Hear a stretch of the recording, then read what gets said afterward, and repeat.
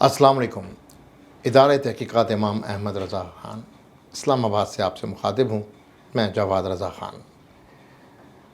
Professor doctor مجید اللہ قادری ہمارے ساتھ، ہم خوش قسمت ہیں کہ ہمارے ساتھ موجود ہیں، اور آج ہم گفتگو کا موضوع ذرا سا ٹیکنیکل سا رکھیں گے، اور مجھے امید ہے کہ آپ لوگ ہم سے جڑے رہیں گے. ٹیکنیکل یوں کہہ رہا ہوں کہ ایک ہوتا ہے ولایت کا کانسیپٹ اور ایک ہوتا ہے عالم دین کا کانسیپٹ. یہ دونوں کو عموماً الگ الگ رکھا جاتا ہے. کچھ لوگوں کو ولی اللہ کہا جاتا ہے اور کچھ لوگوں کو عالم دین کہا جاتا ہے. اعلیٰ حضرت امام احمد رضا خان ایسی پرسنالٹی ہیں جنہوں نے ولایت کے اپنے پاس ہوتے ہوئے بھی قلم سے ولایت کو پیچھے چھوڑ دیا. یہ کیا کہانی ہے، یہ کیا داستان ہے، اس کی ہم اس پہ روشنی ڈالیں گے. سر کیا کہتے ہیں اس سوال کے بارے میں، انٹروڈکشن کے بارے میں؟ بسم اللہ الرحمن الرحیم. دیکھیے، ولایت سے پہلے میں نبوت اور رسالت کا ذکر کروں. اور نبوت اور رسالت ذمہ داریاں ہیں. اللہ تعالیٰ چند بشروں کو اس نے چن لیا تھا، زمین پر انسان بھیجنے سے پہلے چن لیا تھا کہ ان کو میں ذمہ داری دوں گا کہ یہ میرے نائب کی حیثیت سے جا کر لوگوں کے اندر تبلیغ کریں گے اور میرے متعلق بتائیں گے.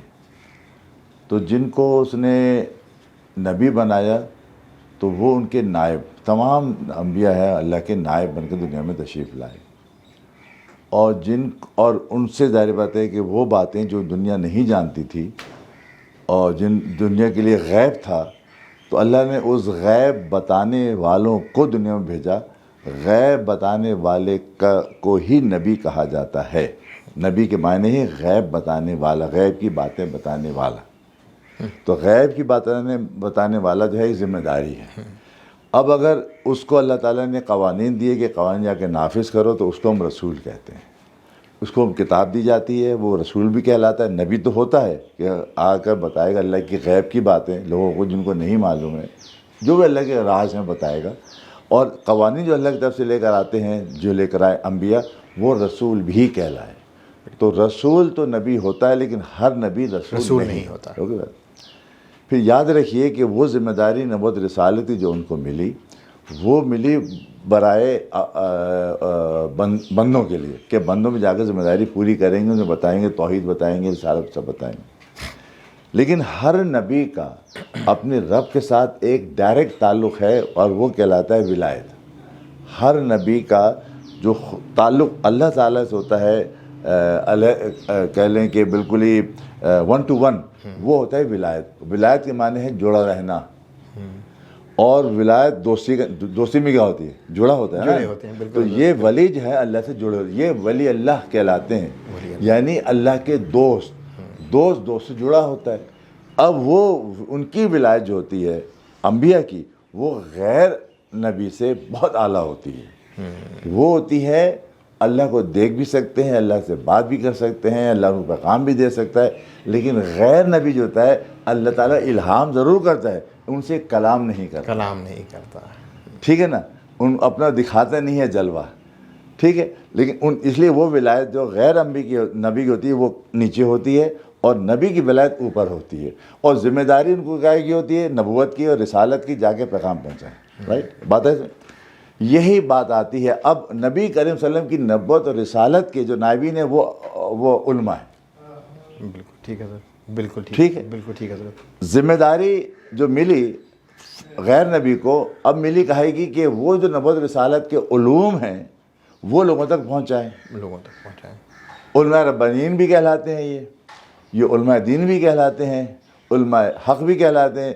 علماء حق وہ کہلاتے ہیں کہ جو واقعتاً حق بات ہمیشہ کہتے ہیں. اگر حق بات وہ نہیں کہہ رہے ہیں، عالم تو وہ ہوں گے، علم تو وہ جانتے ہیں، لیکن حق بات نہ کہہ کر وہ نبی کریم صلی اللہ علیہ وسلم کے اس چین سے نکل جاتے ہیں. کیونکہ نبی کریم صلی اللہ علیہ وسلم کے چین میں عالم دین ہوگا، وہ حق بات کہے بغیر نہیں رہ سکتا. یا اگر اس نے نہیں کہی ہے تو پھر نبی کی چین میں شامل نہیں ہوگا، وہ ان کے نائبین میں شامل نہیں ہوگا. اللہ کے نائبین ہیں انبیاء، نبی صلی اللہ علیہ وسلم کے نائبین ہیں اولیاء یا علماء. ولایت تو ان کا نجی معاملہ ہے. ولایت نجی معاملہ ہے. ٹھیک ہے. اور جو انبیاء کی ہے نبوت اور رسالت یہ دنیاوی معاملہ ہے. دنیاوی معاملہ. ایسے عالم دین کا علم جو ہے وہ دنیاوی معاملہ ذمہ داری ہے، اور ولایت جو ہے وہ خصوصی تعلق ہے. بالکل. تو اب اعلیٰ حضرت رحمۃ اللہ علیہ کی جو آپ نے بات کی وہ بات کی، ظاہر بات ہے جتنے ہر ولی جو ہے عالم دین ضرور ہوگا. یہ ممکن ہی نہیں ہے کہ بغیر علم کے وہ عالم ولی ہو، یہ ممکن نہیں ہے. یہ ممکن نہیں ہے. ٹھیک ہے. کوئی ہر عالم ولی نہیں ہوگا، کیونکہ ہر ایک کا علم اپنے جگہ ہے. مثال دیتا ہوں، میٹرک کا ایک ٹیچر ہوتا ہے، ایک کلاس 5 کا ٹیچر ہوتا ہے، ایک کالج کا ٹیچر ہوتا ہے، ایک ایم اے کا ٹیچر ہوتا ہے. سب میں مختلف ہے نا. بالکل حضرت. برابر تو نہیں ہو سکتا. اسی طرح اس کے اندر بھی عالم ہوتے ہیں جو بالکل ٹاپ کے عالم ہوتے ہیں، یعنی جو ایم اے لیول کا ہوگا ہم ٹاپ پہ جاتے ہیں. وہ ٹاپ کے جو علماء ہوتے ہیں وہ نبی کے وارثین ہوتے ہیں. وہ تو فرمایا کہ میرا وراثت میرا مال و دولت نہیں ہے، میری وراثت جو ہے وہ علم ہے، علم نبوت. اس لیے علماء ان کے بعد. اس لیے علماء ان کے والے. تو اب ان کو مل گئی ذمہ داری، وہ ذمہ داری پوری کریں گے تو ذمہ داری تو ہو گئی پوری. ولایت جو ہے وہ اللہ سے جڑنے کا نام ہے. ہر عالم دین، میں نے کہا ولی نہیں ہوتا، لیکن ہر ولی عالم دین ہوتا ہے. یہ عالم دین جو ولی بھی ہوتے ہیں رات میں ولایت مقام پر بیٹھے ہوتے ہیں، اللہ سے گفتگو کر رہے ہوتے ہیں، اللہ سے راز و نیاز کر رہے ہوتے ہیں، اللہ ان کو الہام کر رہا ہوتا ہے، اور دن میں وہ لوگ خدمت کر رہے ہوتے ہیں. تو احمد رضا ایک ایسے عالم دین، ان چند میں سے ایسے عالم دین ہے جو دن میں 22 گھنٹے نماز روزے کے علاوہ باقی تمام ٹائم خدمت خلق علم کے ذریعے لوگوں کی کرتے رہے. ماشاء اللہ. 22 گھنٹے. بھائی یعنی ان کی زندگی میں جو سونا اور آرام ہے وہ 2 گھنٹے کا تھا. یہ آنکھوں دیکھا حال ہے جو ان کے ہم اثر علماء نے، ان کے تلامذہ نے، ان کے خلفاء نے، ان کے مریدوں نے بیان کیا ہوا ہے. اب ایک جھوٹ بولے گا یار، 2 جھوٹ بولیں گے، سب تو جھوٹ نہیں بولیں گے. تو سب کو کہنا یہ تھا کہ ہمیں نظر نہیں آتا تھا کہ وہ آرام کب کرتے ہیں، لیکن رات میں باہر لیٹ نائٹ وہ جاتے تھے 2 گھنٹے کے لیے. پھر تہجد کے بعد اٹھ گئے، تہجد سے فجر تک ان کے اپنے مشغولات ہوتے، کوئی ذمہ داری دنیا کی نہیں. 2 گھنٹے 4 جو بھی ملتا ہوں گے تو وہ ہمارے تھے. باقی جب نیچے اتر آئے اپنے مسند پہ بیٹھے، فتویٰ ایک ایک وقت میں فرماتے ہیں. میرے پاس 500 استفتے آتے رہے. یہ خدمت خلق ہو رہی تھی، مخلوق کی خدمت ہو رہی تھی علم کی. اور وہ فرماتے ہیں سب سے زیادہ جو مجھے پسند تھا مشغلہ وہ فتویٰ نویس. فتویٰ نویس تھی. اس لیے اس سے میں مخلوق کی خدمت کر رہا ہوں، گائیڈ کر رہے ہیں. گائیڈ کر رہا ہوں. ولایت تو میرا ڈائریکٹ اللہ کا معاملہ ہے، وہ تو ہو جائے گا. اگر میں اس میں سارا لگا رہا یہ کون کرے گا. تو اس لیے ایسے عالم کو اللہ تعالیٰ مقام ولایت میں اور اوپر رکھتا ہے، لیکن یہ اپنی ولایت کو چھپاتے ہیں. کیوں اگر میں اس میں لگے لوگ آ جائیں گے یہ تو کر دو، یہ دعا کر دو، یہ تو یہ دعا کر دو، اس میں وقت گزر جائے گا. لیکن اس دعا ایک کے لیے ہو رہی ہے، یہ خدمت ہزاروں کے لیے ہو رہی ہے. اس لیے انہوں نے قلم سے اپنے آپ کو چھپا کے رکھا، اپنی ولایت کو. اگر اس طرف چلے جاتے ٹھیک ہے، وہ چاہے ہوتا مخلوق کو فائدہ ہوتا ہے، لیکن جتنا فائدہ یہاں ہوا صدیوں فائدہ ہوگا یہاں پر، قیامت تک فائدہ ہوگا اس علم سے جو انہوں نے 1000 کتابیں لکھ دی ہیں. اور جب انہوں نے کتابیں لکھ دی ہیں اس کا فائدہ قیامت تک ہوگا. بالکل ٹھیک ہے. ٹھیک ہے. جو ولی ہیں جن کے مزاروں پہ جا کے دعا کرتے ہیں، ایک آدمی کا دعا کر کے آ گیا، قبول ہوئی نہیں ہوئی کوئی بات نہیں، بھائی واسطہ دے رہے ہیں نا اللہ کا، قبول ہو جائے. لیکن علم جو پھیل گیا ہے یہ تو ہزاروں کو فائدہ پہنچاتا ہے. اور اسی لیے میں نے لوگوں کو اس بات کی بہت چرچا کرتے بھی نہیں دیکھا کہ اعلیٰ حضرت کوئی ولی اللہ تھے. یقیناً ولی اللہ تھے، لیکن لوگوں نے زیادہ اس بات کو پروپیگیٹ نہیں کیا، کیونکہ اعلیٰ حضرت نے شاید خود بھی اس کو اپنے قلم کے پیچھے چھپا لیا. اس کو چھپایا. اس کی وجہ یہ ہے، ایک تو وجہ یہ ہے کہ اولیاء کرام جو بڑے بڑے گزرے انہوں نے بھی اپنی ولایت کا چرچا نہیں کیا. انہوں نے کرامتوں کا چرچا نہیں، وہ اپنی کرامتیں چھپاتے تھے. کرامتیں چھپاتے تھے، اس لیے چھپاتے تھے کہ کرامتیں ظاہر ہوں گی بابر دھیان ہوگا تو نفس موٹا ہو. یعنی وہ اپنے نفس کو موٹا کرنا نہیں چاہتے تھے، وہ چھپاتے تھے، برا سمجھتے تھے. ارے بھائی وقتی سے تو ہو گئی. اصل کی کرامت کیا تھی؟ اصل کی کرامت یہ تھی کہ بھائی ایک شخص نے 55 سال قلم چلایا، یا دنیا میں آج تک کوئی ایسا محقق کا قلم کا دنیا میں نہیں آیا جس نے 55 سال قلم چلایا ہو، اتنا چلایا ہو کہ 3 زبانوں کے اندر اس نے منظوم بھی لکھا، منصوب بھی لکھا، اور 1000 سے زیادہ کتابیں لکھ ڈالی. یہ ولایت سے کم ہے یہ کام؟ یہ بغیر ولایت کے کام ہو ہی نہیں سکتا تھا. ولایت کو انہوں نے پیچھے رکھا اور اس پیچھے ولایت سے استفادہ کرتے رہے اور قلم روانی چلاتے رہے. آپ نے 1000 کتابوں کا حضرت ذکر کیا. بہت یہ سوال آتا ہے حضرت ہمارے چینل کے اوپر، لوگ ہم سے سوال کرتے ہیں کہ لوگ کہتے ہیں اعلیٰ حضرت نے بہت تحریر کیا، اکاؤنٹیبلٹی شاید ان کی تحریر کی ہو نہیں سکی اس طرح، لیکن اندازاً اور آپ کی تحقیق کیا کہتی ہے کہ اعلیٰ حضرت نے کتنی کتابیں لکھی ہوں گی، کتنے کتابچے لکھے؟ دیکھیے اب تک جو کتابیں مسودے ان کے مل گئے، اچھا ہر چیز چھپی نہیں ہے ابھی تک.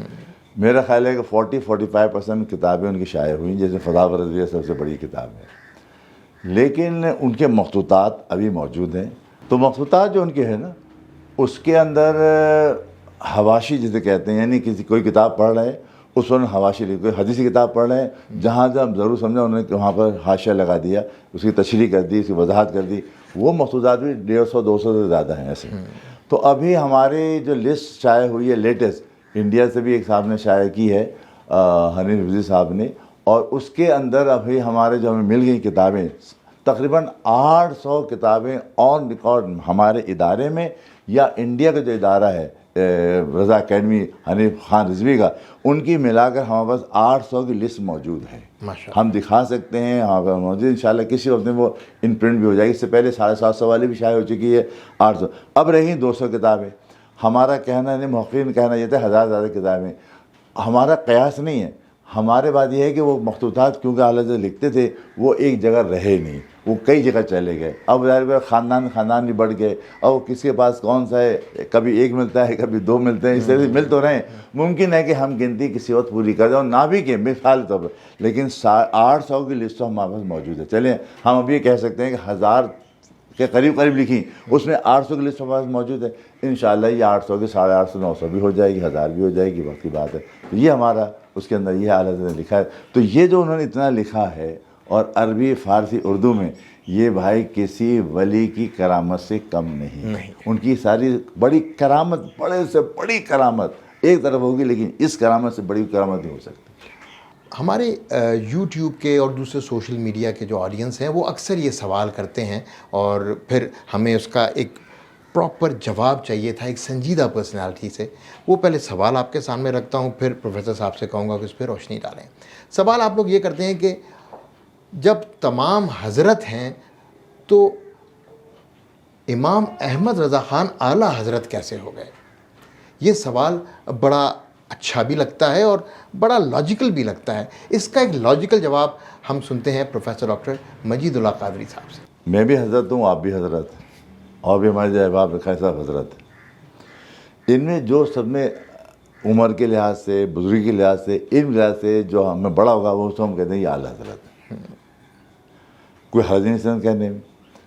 اب وہ ظاہر بات ہے کہ اعلیٰ حضرت کو ہم احمد اعلیٰ حضرت یوں کہتے ہیں کہ ان کے زمانے میں جتنے حضرات تھے، علماء کی بات کر رہا ہوں، یا ان کے زمانے کے لکھاری تھے، یعنی قلم سے لکھنے والے، چاہے شاعر ہوں، وہ شاعروں میں سب سے اعلیٰ، مصنفین میں سب سے اعلیٰ، محققین میں سب سے اعلیٰ، اپنے تصنیفات سب سے اعلیٰ. جب سب چیزوں میں وہ اعلیٰ ہیں تو ظاہر بات ہے، جب میں مثال طور پر کہہ رہا ہوں سلام لکھا، شاعروں نے سلام لکھا. اب مصطفیٰ جانر احمد بلاخو سلام جیسا کسی نے بھی سلام نہیں لکھا، تو اب سلام رضا سب سے اعلیٰ سلام ہو گیا، لکھنے والا بھی اعلیٰ حضرت ہو گیا. تو میرے خیال میں میرے آڈینس کو اب کلیئر ہو گیا ہوگا کہ اعلیٰ حضرت ہم عصروں میں اعلیٰ ہونے کی بنیاد پر اعلیٰ حضرت تھے. وہ اچھے شاعر تھے، بڑے مجتہد تھے، فتاوی ان کے آج تک رہنمائی کے لیے موجود ہیں امت کے پاس. اس وجہ سے ان کو ان حضرات میں اعلیٰ مرتبہ حاصل تھا، تو ان کو اعلیٰ حضرت کہا جاتا ہے. یہ کمپیریزن کبھی کسی نبی سے نہیں ہو سکتا، یہ کمپیریزن کبھی کسی اور بڑی شخصیت سے نہیں ہو سکتا جس کا مرتبہ ولی اللہ سے اوپر ہوتا ہے. اس بات کو سمجھنے کی بڑی ضرورت ہے، اور اس بات کو ایشو بنا کر سوشل میڈیا پر لوگوں کو ایک ایسی بحث میں انوالو کرنا، آئی تھنک یہ نہ صرف اس پرسنالٹی سے زیادتی ہوگی جس نے بہت تحریر کیا ہے، بہت کام کیا ہے، اور یہ وہ کام ہمارے لیے کیا ہے، ہماری گائیڈنس کے لیے کیا ہے. السلام علیکم.